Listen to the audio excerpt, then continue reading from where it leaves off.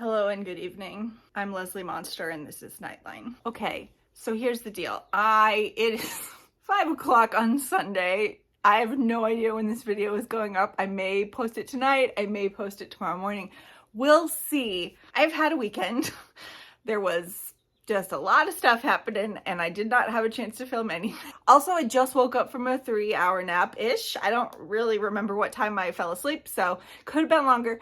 But what we're gonna do today is something that I'm kind of excited about. So I've always said, that I cannot name my favorite books. I can't. It's an impossible task because sometimes you like one book more than another. Sometimes you're just in the mood for one thing. And plus there's so many books that I love. I couldn't do it. I refused, like out of principle. I refused. I have a list of books that I love that are on my favorites list, but I was like, never will I make a list. Never will I make a list. Well, I guess we all got to eat our words sometimes because I'm a member of Kayla's channel, Books and Lala. I will link it down below, and she's going to be doing this thing, I can't remember if it's this month or next month, where she asked all of her members to list their favorite top 20 books, and she's going to use it in her content. I don't know what she's going to do with it exactly. I don't know if she's going to use it as a reading challenge or if she's just going to, like, she did this thing in December or January where she took people's top 10 lists of their best books of the year and she looked at the top 2 through 10 and then tried to guess their number one. And she was surprisingly successful. I don't know if she's going to be doing something similar to that or if there's other stuff she's going to be doing, but regardless, I was like, oh shit, now I have to make a list. It has taken me literal months to do that, and I'm still not quite happy with it. If I were to make this list again, like blank slate, none of these were on here, I'm sure many of them would end up on there again, but then again, maybe another book that I left off would be on there. Here's the rules, because there were several books that I read last year especially that I feel like could eventually make their way into a top 20 of all time list, but I made a rule that I had to have read it sometime before 2 years ago. Because if you're going to put a book on a list of all-time favorites, I feel like something you just read last year once or whatever, that's not going to cut it. Like, some of these books I've read dozens of times and they have made a place, like they're part of me and they're part of the way I view the world. Ideally, most of these I have read more than once, some way more than once, and all of them are books that I've read over 2 years ago at minimum. I also want to say caveat, there are several books that are not on this list that I wish with all of my heart could be on the list, but I in good conscience could not put them on the list because of, shall we say, reasons. Number one being, I don't know, Matilda, because he was anti-Semitic, so I just felt weird putting it on there, even though I love that book. And then another book series that shall not be named that I said for years was my favorite story. Those are not on here. But all of the books on here, I stand behind with my whole heart and soul. And I love them all so much. So you guys can take these as recommendations if you haven't read any of them. Hint, hint. Just kidding. I don't care what you do. But let's talk about them. Okay. Oh no, I just noticed one of them is damaged. Oh no. What happened? I have never read this copy and it is damaged and I'm mad. I originally only made a top 10 list because that's what she said she wanted. And then when I clicked on the spreadsheet and I realized there were 10 more spots to fill, I was like, oh no. The top 10 are like solid all-time gold hitters. You know what I mean? That's not even a thing. What the is a gold hitter? What I tried to do with the top 11 to 20 is to represent my favorite all-time books in certain genres that I felt needed like representation. Like I've got a romance in here, I've got a horror, I've got fantasy. You know, I wanted to make it like a diverse list because I do have so many books to choose from, and I wanted to be like, yeah, could I put this on a top 20? Am I comfortable saying this is the top 20 book of all time? And I wrestled with it. All of that to say, shut up, Ashley. Let's look at the books. So number 20, this is a book I read for the first time, I think 3 years ago. Actually, I say for the first time, this is one of the ones I have not reread because it is a pretty recent read in comparison to the other books, most of which I've read multiple times over a long period of time. But I couldn't not leave it on the list because it has not left my head since I read it, and I keep trying to get people to read it and they won't. And so this is me trying again. Just kidding. It's my number 20 for a reason. But please take it as a hint that you guys should read it. And that's The Good House by Tananarive. I just forced my book club to read The Reformatory. I also tried real hard to push this on them. And I said, if you liked this book, which literally all of us who finished it gave it 5 stars, which is like unprecedented. This book it was written in 2003. So it's 20 plus years old at this point. And it is so good. So what it's about, it's so hard to explain. So there's this woman named Angela, and the story takes place over 3 timelines. The current day timeline where she is packing up this house that she's trying to sell, this generational house that she has in her family. All the while she's still in mourning for her son who died several years back. And then we also take place over the timeline of the summer that her son died. And then before that, we get flashbacks to her ancestor who inherited this house from her white employer, and that was a big scandal when he left her the house. There are supernatural entities and things afoot. The book it covers so much. It's a long-ish book, like 500 pages, but every page is earned because the way she just ensorcels your emotions, it crawls inside of you, and then you crawl inside of it, and then it's just this thing that happens. And I never know how to talk about this, but I promise you it's very good. And it also has one of the best endings to a horror book I have ever read. So that's my number 20, is The Good House. Number 19. This was sort of difficult, because I wanted to pick a Terry Pratchett book to put on this list.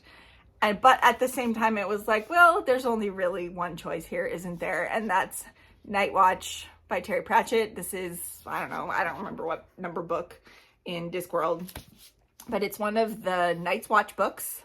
And this, in my opinion, is probably the best Discworld book. I know there's people that disagree with me, but I feel like the main consensus on this book is that it's freaking excellent. So what this book is about, I can't describe Discworld to you guys. It's a satirical fantasy world that Terry Pratchett invented that's like a literal flat disc on the back of 4 elephants standing on top of Great Atuin, the world turtle, enormous turtle just flying through the universe.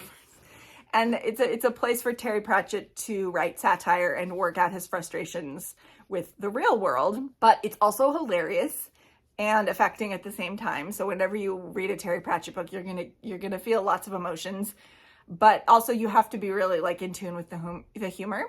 So what this book is about is Samuel Vimes, the captain of the Night Watch, of the City Watch rather, his shining moment. And it involves time travel. And he has to go back in time to mentor himself.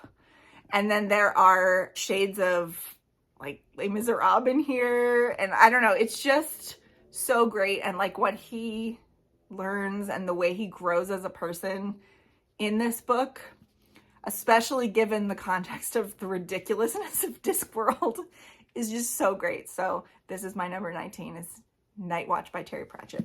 Number 18. This is the only romance on here, and it deserves it because it is perfect. It is also queer. So I very much wanted to pick a queer romance. I've read it twice now.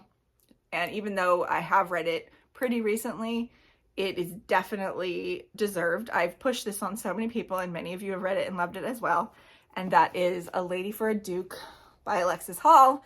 Looking at this cover, you would think this is just a standard little romance, but this is about a trans woman in Regency England who was in the Napoleonic Wars, and at Waterloo, she is, I think it's Waterloo, yeah, her previous self, she is severely injured, and she takes the opportunity to invent a new life for herself and start living as herself rather than as the person she was born. And in the meantime, her best friend, whose name is Justin, I am sad to say, but he's so dreamy and lovely, it doesn't matter, it's fine. He is heartbroken by the death of his best friend, and on top of which, he's injured in the war, and his leg is permanently injured, and he has also got straight up PTSD. So he's having a rough go of it, and it's been years at this point since Waterloo. Viola, which is the name she's chosen for herself, is living as a companion to her sister-in-law, and nobody, I mean, all of her family knows who she is. So her brother, who's hilarious, her sister-in-law, who's also hilarious, her nephew, they know who she is, but nobody else does. To the outside world, she's just a companion to her sister-in-law. But the sister-in-law intercedes and says, hey, I got a letter.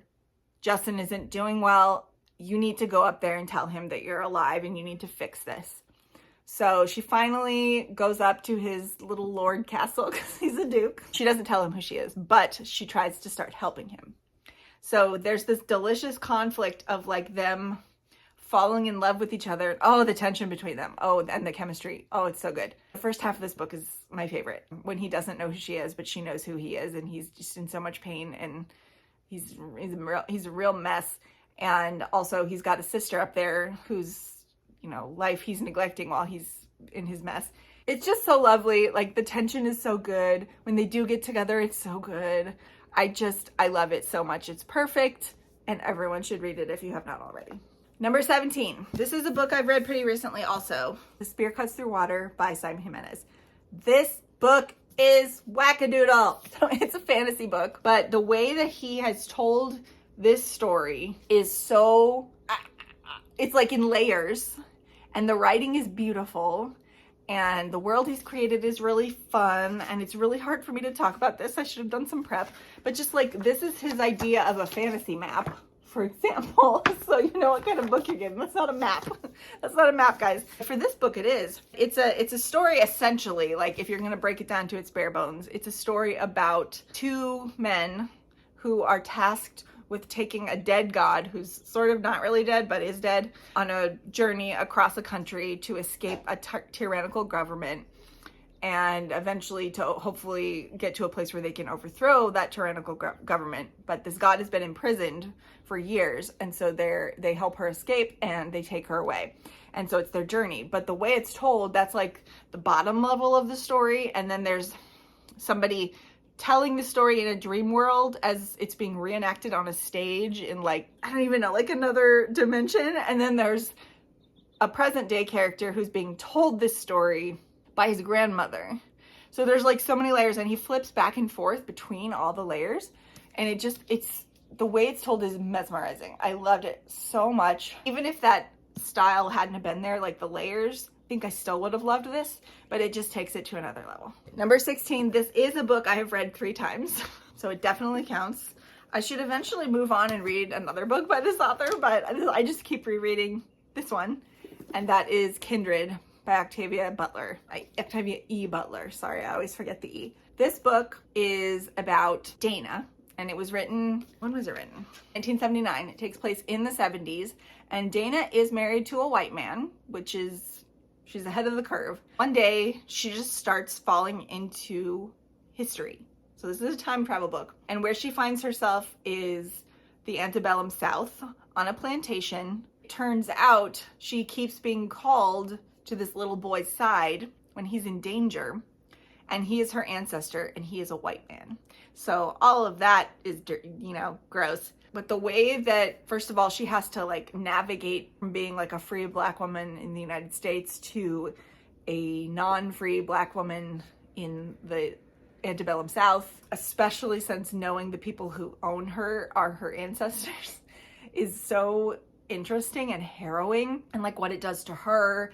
And then as you watch what happens to the kid as he grows into a man, and it's heartbreaking and like gross to see what living in this system of slavery does to your humanity. It's such a good book. It's not that long.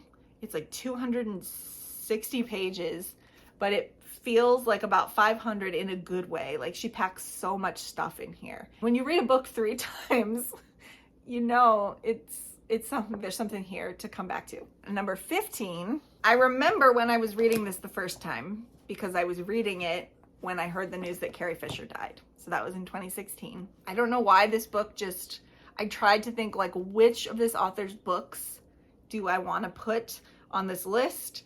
And for whatever reason, this is the one that sticks, even though there are technically better books that I could have put from this author, or books that were more impactful or whatever. But this is the one, apparently, that my brain has decided we're gonna put on my top 20 of all time, and that is The Drawing of the Three by Stephen King. Could have put Misery, could have put It. Haven't read The Shining yet, we'll see. This book, for whatever reason, has stuck with me, and I reread it recently, and it's still just as powerful for me, even though it's got some dated elements. This is the second book in The Dark Tower. The Dark Tower is Stephen King's horror fantasy epic. It's got 7 books, and if you like fantasy and fantasy horror, you should definitely read it. It's so worth it, despite the flaws. So the first book, the main character, Roland, who is the last gunslinger, I'm not going to explain what that means, but he's on a quest. It's just him wandering through the desert, following the man in black, who is Randall Flagg from The Stand and from Eyes of the Dragon, his journey. And that book is interesting. But then this book is really where the series gets started, because The Drawing of the Three, Roland is sick and lost, and he comes across 3 doors along a beach, and each time he goes through a door, he gets to draw, drawing a card, a companion to go on his quest. So we meet 2 of his companions. There's going to be a third, but we haven't met him yet.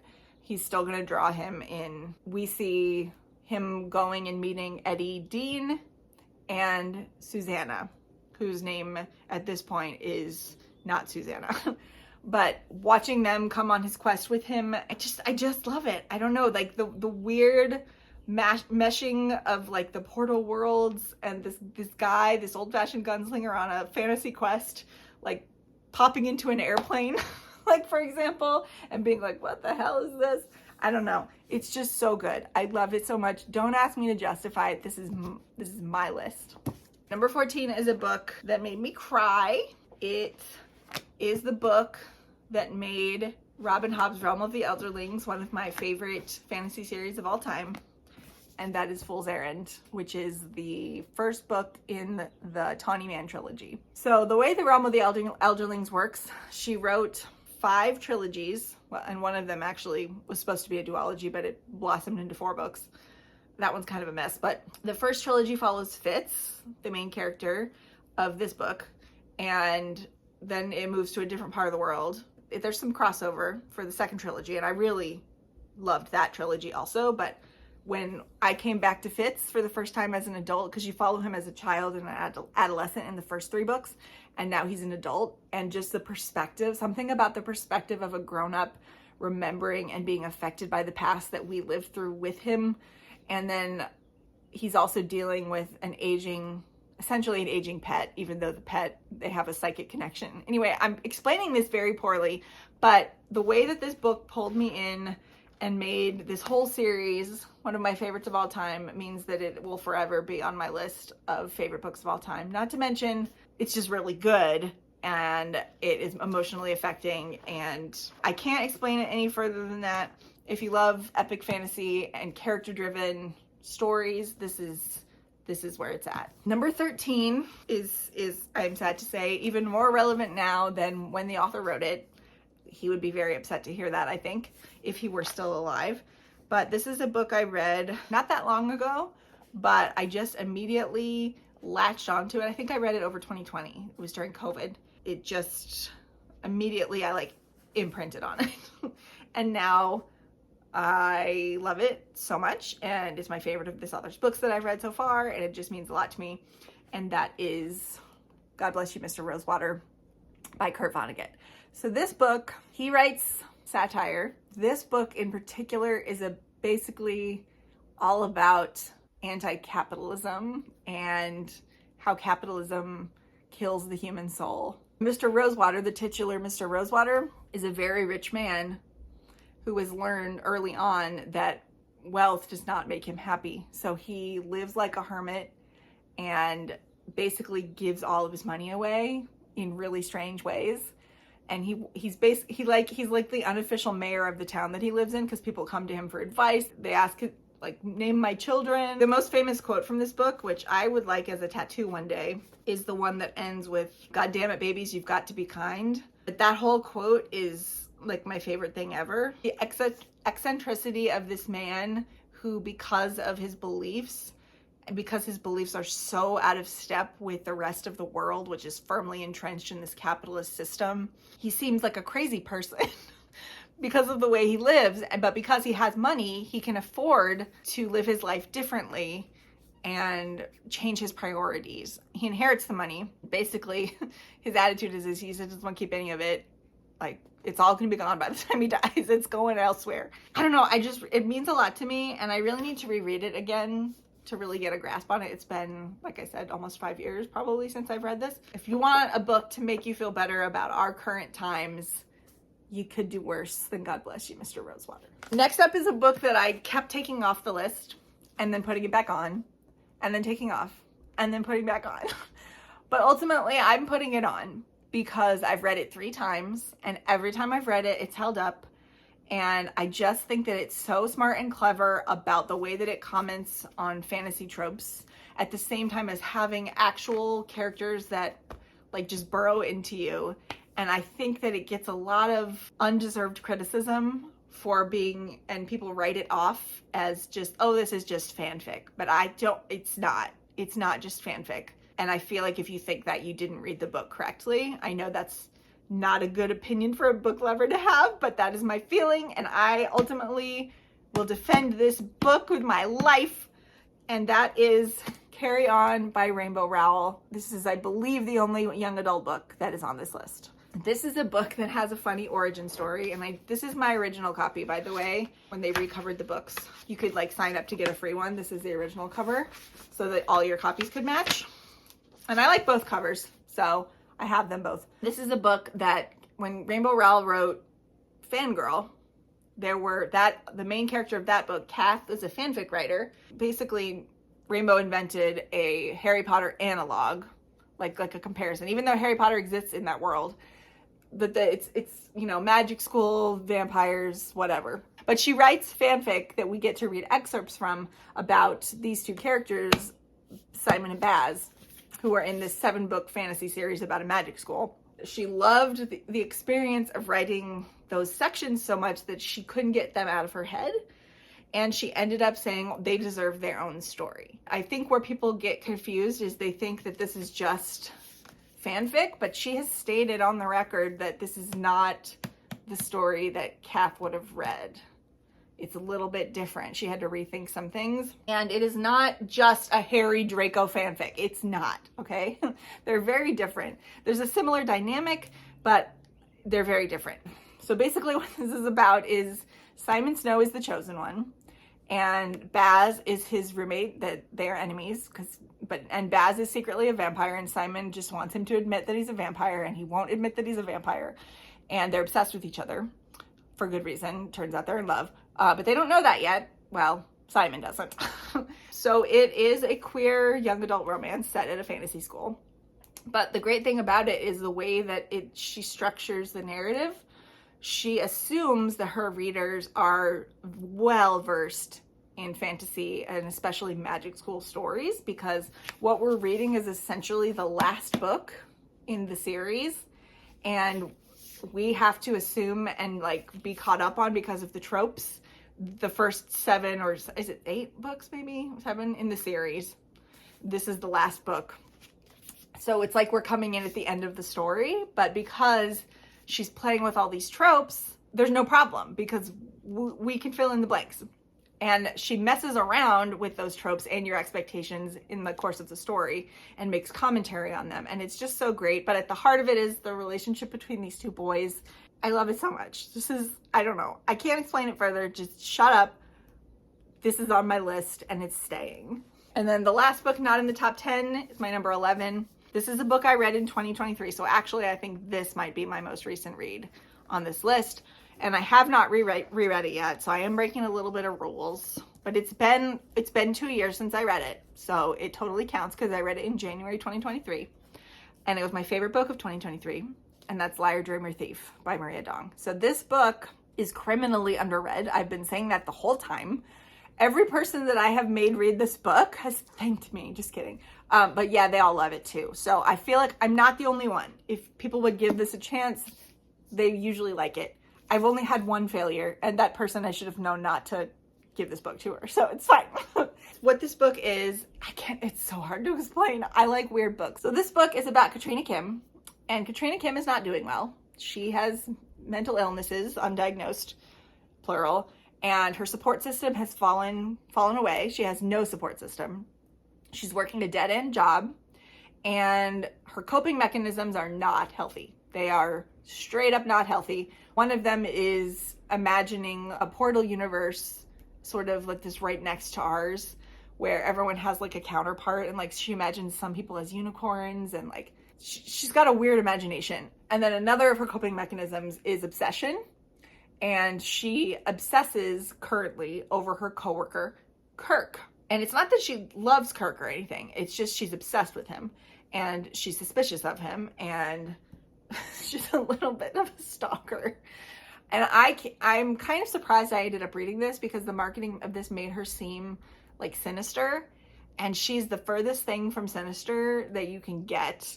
She's vulnerable, and she's a mess, and she's just lovable. I don't know how to explain it. Like, the more you see her vulnerable, squishy insides, the more you just want to like reach into the pages of the book and take care of her. But anyway, she gets caught up in like a caper, and her world starts falling apart because when she's following Kurt, she witnesses his suicide, and he tells her as he's jumping off of a bridge, this happens in like the first 10 pages, that it's her fault.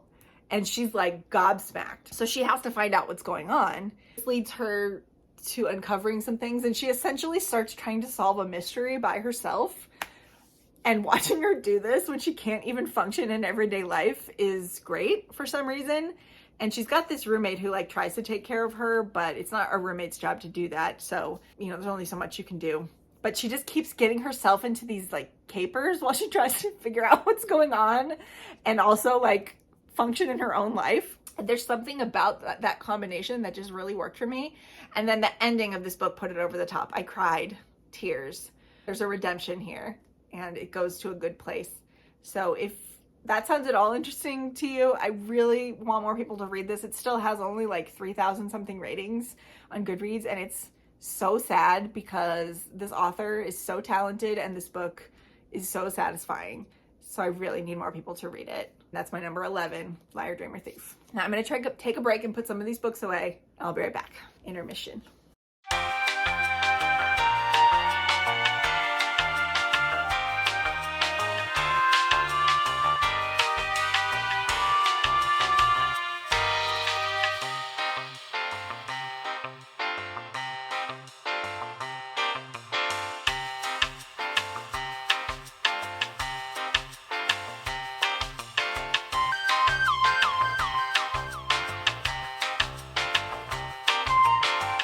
Top 10. Number 10, I was surprised by myself when I picked this, because previously its sibling book is the one that I said was my favorite. But the more I thought about it, even though I still love that book and I just reread it, I'll tell you what it is in a second. The book I'm about to show you has something that book doesn't, and that's what sets this one over the edge for me. And that is Project Hail Mary by Andy Weir. The book that it unseated obviously was The Martian, which again, I love. I've read it 4 times. So technically those two could be on here together if I had more spots, but I don't. And what sets this one over the top for me is friendship. It's the friends we made along the way. I don't want to spoil anything, but that book is about survival. You follow Mark Watney as he survives on Mars, and people try to rescue him. And it's just like a heroic tale of human survival in a terrible place.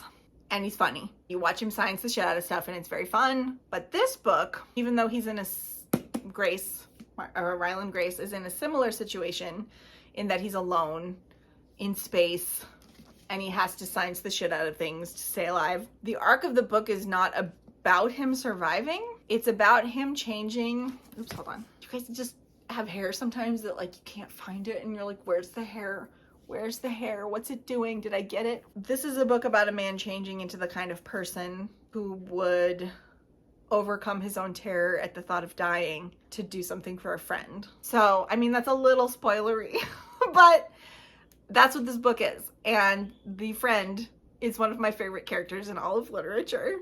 I love him so much. If you haven't read this book, this is a book about Ryland Grace, and the book starts with him waking up in a spaceship with no memory. And he has to piece together where he's been, how he ended up there, and also how he's gonna stay alive on the spaceship by himself when all the other crew is dead. And we also get flashbacks to, I need to reread this like right now. Oh my God. I just had a really bad craving to reread this because I just reread The Martian. Wow. I just have to overcome that while I talk about the rest of these books. And so you watch those two timelines eventually come together, and he eventually remembers his life and what happened and how he got there. Stuff happens. There is also world-saving stakes because one of the reason he's in space is to save humanity, essentially. It's just satisfying on every level, and I love it so much. Number 9. I've read this book 4 times? A lot of times. I've seen the movie countless times, but I keep coming back to the book, and it's a mystery, and you're like, Ashley, you already know what happens. It doesn't matter that I already know what happens. I'm here for the vibes. I'm here for the dialogue. I'm here for the characters. I'm here for the very extremely thorough descriptions of food, and that is The Girl with the Dragon Tattoo by Stieg Larsson. This book, if you're not aware, is about Lisbeth Salander, who is the titular girl. She is very, very, very neurodivergent, and she is also the victim of a system that dehumanizes people who are different, and she has responded in a certain way because she's a genius. She, and I'm not going to spoil why she ended up like this. That's for book 2. If you want to know why she's the way she is, that's book 2. I'm not going to spoil that. But this book introduces her and Mikhail Blomkvist, who is the other protagonist. He's fine. I mean, I like him, but he's something. It helps if you picture him as Daniel Craig.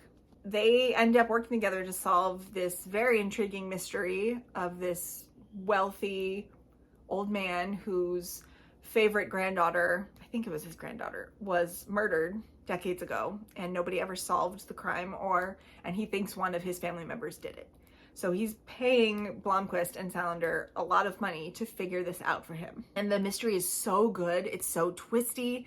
The stuff that they uncover, the emotional stakes, how they become involved in it, because it takes place over a really long period of time. They're there for almost a year, I think, or Blomkvist is. I don't know, there's something about it. I just keep coming back to it. And obviously it's my number 9 of all time. But again, take that with a grain of salt because I was forced to make this list. Just kidding. I love this book. I refuse to read any of the sequels that were not written by Stieg Larsson. Rest in peace. I will be forever sad that they did not continue the Daniel Craig, Rooney Mara movies because I really liked that movie. And that's it. That's my number 9. Let's move on. Number 8. How do I describe this book? You can't. You can't describe it. It is an unholy mishmash of genres populated by characters who probably belong in an institution. But it's funny and it's sad and it has so many things all smushed together. It's like it was written just for me. That is Gideon the Ninth by Tamsyn Muir. I love this book so much. I love Gideon so much. I have never fallen so fast or so hard for a main character before. I love her. She is my favorite. And at the end of this book, I was fully ready before reading this to just go straight into the sequel. But the end of this book threw me so hard and did a number on my emotions so much that I could not pick up that sequel for 9 months after I read this. I had to force myself to do it at that point. I should have done it sooner. I was just so like emotionally here, like emotions inside here. Plus it's freaking hilarious. The way that Tamsyn Muir writes, like what is, I need to read this again and tab it so that I can find my favorite quotes. But there's like this part where Gideon is meeting a bodyguard and she describes his arms as being like a sack full of lemons and like this is like stuff like that. And it's just the dialogue and like her brain, and she's a himbo with a heart of gold, and she's just, I love her so much. I don't know, this is not a coherent review of this book. I don't care. I'm just telling you that I love everything about this book, but especially Gideon. I'm still waiting for number 4, Tamsyn. I really hope you're gonna do it justice, because a book this good deserves good sequels. And I gave 5 stars to Harrow the Ninth and Nona the Ninth, but this one is my favorite because it is just chock full of Gideon. Because obviously Harrow and Nona are the protagonists of those books, and not Gideon. This is my number 8. Okay, number 7 is the only one in my top 10 that I have not reread, but I want to do very soon. I don't, at a certain point, actually, I really just like don't even need to reread it because it's just in my head and I remember it very vividly, which that's not something that happens very often for me anymore. And that is Piranesi. So I like Piranesi. Apparently it's the correct pronunciation. Everyone says Piranesi. That's not it. It's Piranesi. I looked up the pronunciation just to set the record straight. So this is an indescribable genre bender of a book also about a man named Piranesi who we are reading his journals. And he lives in a very strange place that he calls the house. And the house is just this endless series of corridors in this grand stone marble carved structure. There's statues everywhere. And there's water running through it. Piranesi doesn't know where he came from. He thinks the house is the universe. He thinks there have only been, how many is it? On page 7, he's like writing in his journal, and he's titled this section of the journal, "A list of all the people who have ever lived and what is known of them." And you're like, whoa, buddy. Since the world began, it is certain that there have existed 15 people. Possibly there have been more, but I am a scientist and must proceed according to the evidence. Of the 15 people whose existence is verifiable, only myself and the other are now living. And the other is this guy that he interacts with, and he's the only person that he interacts with. You don't know what's going on at first when you're reading this.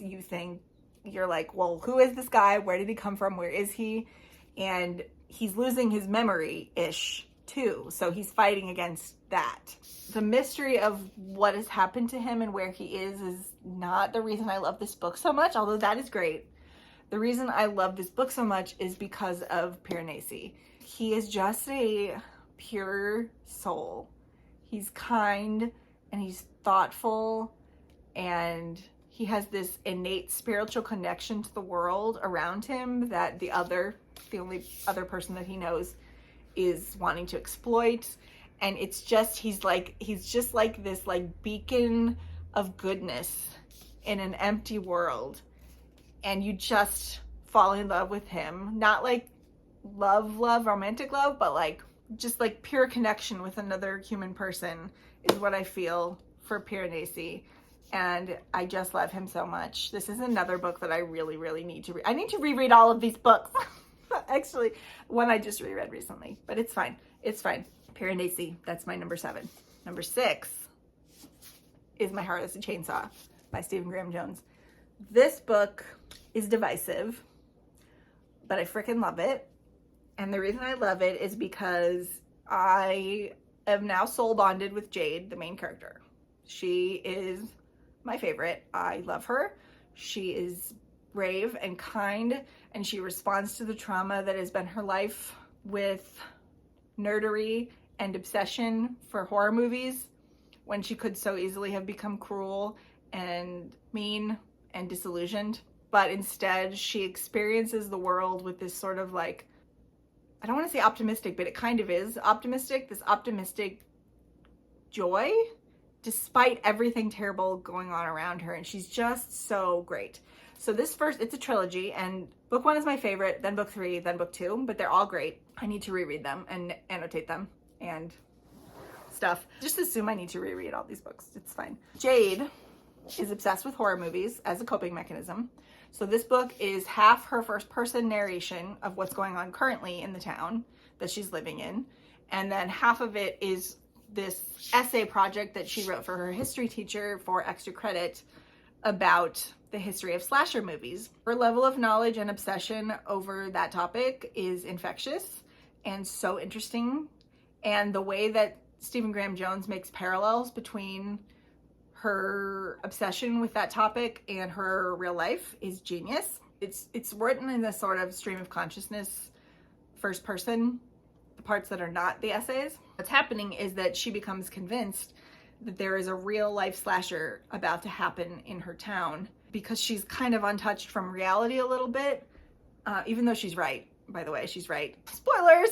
She needs to like try to protect people that she loves and prepare her final girl for the confrontation that is to come. It's just this delightful mess being in her brain. It is a little bit rough. Like if you're looking for a slasher, this is not it, although there is some slashing at the end of the book and at the beginning. But mostly what this is a detailed character study of somebody who has experienced severe trauma both in her personal life and in her community, because she's a member of the Blackfeet tribe. She's half Indian, half white. What happens when the most disenfranchised person you can possibly imagine just keeps fighting. That's what this book is. It's a character study with elements of slasher love, because the author clearly loves slashers as well. You can feel that. So yeah, it's a weird book, but I love it so much. Number 5, we have reached my top 5. Pride and Prejudice by Jane Austen. There's no way this book wasn't gonna be on this list. There's no way. I read this book so many times. I don't even know how many times I've read it, and I will read it many more times because I love it. I just love Jane Austen's wit. I love her plotting. I love her commentary on the world. I feel like she is severely, even with as many people that love her, I feel like she's underestimated and written off as a writer for women. When she wrote the world that she knew, and she wrote about it with a biting wit, an eye for satire that is totally overlooked. This is not a romance novel. This is a book with a romance in it, critiquing society that she lived in. And Mr. Darcy and Elizabeth Bennet are the tools she uses, and the other characters, to write about the world that she lives in. And the only way she knew how, because she lived such a sheltered life as a single upper class English woman with that much money. He was a genius. I identify with Mr. Darcy hardcore. He is probably super neurodivergent now that we think about it, right?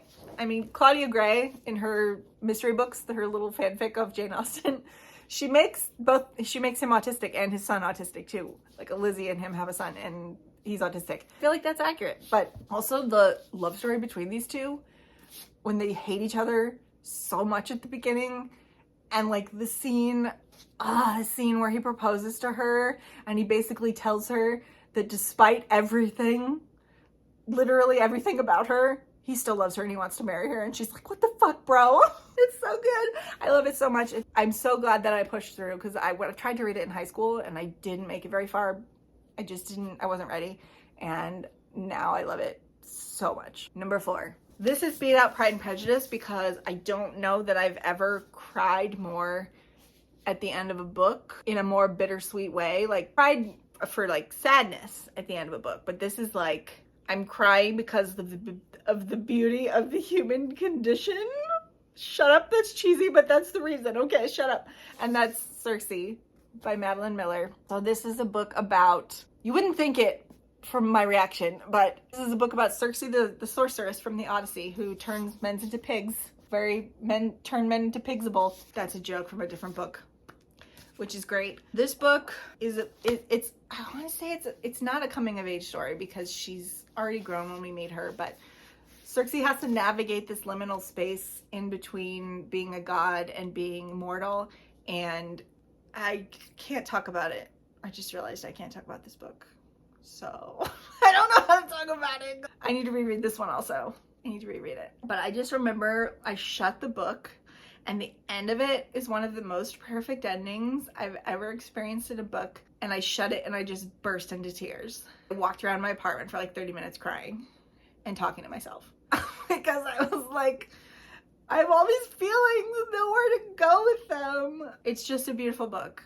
And I think that it says a lot about the human condition, told through the eyes of a half god, half mortal. And also, she's a sorceress, and she lives on a magic island, and she lives with animals, and she has a lion, and she turns men into pigs, and it's great, and it's my number 4. Okay, top 3. The Way of Kings by Brandon Sanderson. This frickin' book, 1,008 pages long. It is an emotional journey. The way that, I can't explain the Stormlight Archive to you, I can't. It's too much. Each book focuses on one character. There's like 5 main characters, and then they get flashbacks in each of the books. And the flashbacks reflect thematically on what's going on in the present day storyline of this epic fantasy. And this is Kaladin's book. Kaladin is a slave, And we meet him at the very lowest point of his life. He has lost everything. He has experienced death in his family. He has lost his freedom. He was betrayed in one of the worst ways possible by somebody he trusted and looked up to. He has experienced a disillusionment in the world so strong that it has changed him forever. And we meet him literally as he is being driven in a slave wagon, tattooed and emaciated and abject, to a camp where he's put to work running bridges, because the society that he lives in, they are greedy and corrupt, and they are basically fighting a war with this other race of creatures called the Parshendi. And the Parshendi live on the Shattered Plains, and all of the animals in this world have what's called a gem heart. It's literally gems inside of their body. The people that Kaladin is enslaved by they kill the creatures and harvest their gem hearts. And there are these massive creatures in the Shattered Plains that have huge gem hearts. And so it's a race. They're basically continuing a war so they can get rich. And they need bridge crews to literally run bridges so that they can cross the chasms of the Shattered Plains, which is this just like vast, arid, dry landscape full of cracked and chasms that are hundreds and thousands of feet deep. And if you fall in, you die. So they need to cross those to get to the battles, and the chasm fiends is what they call them. And it's brutal. Like it's forced labor, forced marching. Watching him go from those circumstances, and just with the power of his own will, and not only that, but he has to overcome, he has basically what we would call clinical depression. He has to overcome that. And a lot of this series is about mental illness, which is also great. These characters, they have to not only experience the terrible things happening in real life and the epic events, but they have to also fight battles internally with their own brains.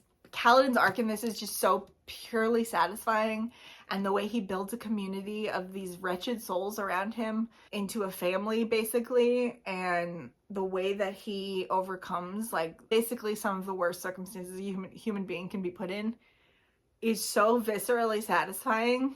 And then not to mention, on top of that, you've got everything else going on in the book. But the reason that I love this book particularly so much is because of Kaladin and his arc and where he starts off. And it's the reason why I sobbed uncontrollably when I read book 5 in December. No, January. I read it back in January. Because my brain remembered where he started and where he ended up. And it was so good. Yeah, this definitely deserves to be number 3. I've read it. It's a 1,000-page book. I've read it 3 times now, 4 times. How many times have I read this book? I don't know. A lot of times. I don't recommend, if you want to start Brandon Sanderson, to start here. I would start with Mistborn. Maybe I'll do a Brandon Sanderson video at some point. This was my second Brandon Sanderson, so I'm a hypocrite. But I love it. I love it so much. We're at 1 hour and 4 minutes and I'm about to lose my light, so I gotta keep talking. But just know this book is amazing. Now, this is the only author that is on this list twice, but I couldn't leave it off. This is my favorite book by this author. Obviously, it's my number 2 on my top 20 of all time. And nobody's more surprised at this than me. When I first read this book, it wasn't my favorite, and it's just grown on me and grown on me and grown on me over time. It's like very personal to me. It's a book that I understand it's probably deservedly not going to be most people's favorite, but there's something about it that makes me feel feelings that are very strong, and that is Sense and Sensibility by Jane Austen. I love Eleanor Dashwood so much. I don't know why, other than that she's a beautiful, good person and a perfect soul who loves her sister and deserves only good things in her life. Jane Austen felt similarly. She's the only character she ever wrote that she called so she called her my Eleanor. And that is how I feel about her as well. And it doesn't help things that Emma Thompson plays her in the movie. And it makes me cry so much. This is a book, for those of you who haven't read it, maybe you've only read Pride and Prejudice, maybe you haven't read Jane Austen at all. This is a book about 2 sisters who are living in Regency, England, and their father has died. And they and their mother and their younger sister, much younger sister, are at the whims basically of their brother. His wife basically steamrolls him and kicks them out of their house and says, you guys can't live with us. So they take this cottage in the middle of nowhere, where they know no one, and it's kind of small for them. I mean, boohoo, they're still kind of wealthy, but for the times, I mean, like, they were women in a world that was made for men, and they are totally at the whims of the system. And it is about the way that they survive in those circumstances, but more importantly, the way that they take care of each other. The love between Eleanor and Marianne, and what Eleanor and Marianne represent. Like, Marianne is the immature sister who is full of sensibility. She is the one that feels. She's the one that experiences. She's a little bit reckless. She falls head over heels for things that she should think about maybe first. And then Eleanor is the one that sits back and thinks. It's not that she doesn't feel, which Marianne accuses her of not feeling. That's not true. She has very deep feelings, but she knows her place in the world, and she knows what she has to do, and she knows what she can't do. And she knows that she has to take care of her sister and her mom, and so she pushes it down, and she endures, and she falls in love, and she can't be with the person that she loves, and she just goes through so much, and she's so good. And then when she gets her happy ending at the end, it's so nice, and I love her so much. I need to do a full Jane Austen reread, don't I? Yes, I do. This edition, by the way, is so pretty. It's got deckled edges, and then it's got these illustrations, and it's just very pretty. I enjoy it. It's the Penguin Classics Deluxe edition. I have four editions of every Jane Austen. I would probably be able to talk better about it if I had read it. I think the last time I read it was 2017, 2016, 2017. I don't remember. It's been too long. I need to read it. And if you haven't read it, you should read it too. But if you don't like it, do not tell me, because I'll be sad. And my number one. I bet if you know me, you know what my number one is already. But when did Lily get here? When did she get here? Which version am I going to show you first? I'm surprised, honestly, that I only have 3 copies of this. Well, these are just the bind-ups. I have separate copies of all 3 books. You gonna guess? You gonna guess right? It's Lord of the Rings by J.R.R. Tolkien. This book, I just keep coming back to it, and it gets better every time I read it. It is like a core story at this point for my personality. I don't even know how to talk about it. It means so much to me. It just seems obvious that it's the book, that it's the number one. I love it as on its own, just as like a fantasy story. I love it as an exercise in mythology and world building and language making that Tolkien was a freaking nerd about. He was a freaking huge nerd. I love it as a story about the horrors of war and what it does to you. I love it as a story of good overcoming evil, persisting against unimaginable horrors, and the sadness of one world passing away and becoming another, and people going away and not coming back. I'm gonna start crying. Shit, I didn't see that coming. Tolkien was in World War I, and Tolkien loved nature and trees. This book is chock full of fantasy and quest and magic, but it is also about one world dying and giving way to another. Oh my god, why am I crying? It's about loss. It's about things you can't get back. This man loved trees more than he loved people. It went like trees, language, people. He was a cool person. Look at him. Look at him. I would have loved to have taken his class. Oh, look, there's maps in here. I forgot about that. Let's switch books. Oh, this one's heavy. Oh, shit. There's like so many levels. Like, if you want to experience just a fun fantasy story, you can.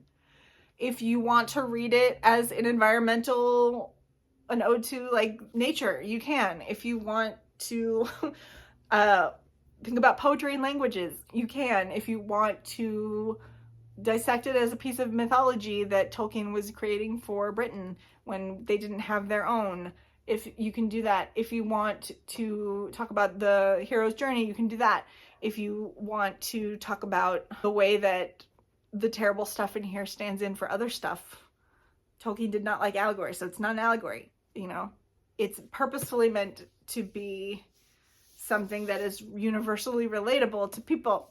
This, by the way, is the centenary edition of this book with illustrations by Alan Lee And it is very heavy, but the illustrations are beautiful. Let's see if I can find one.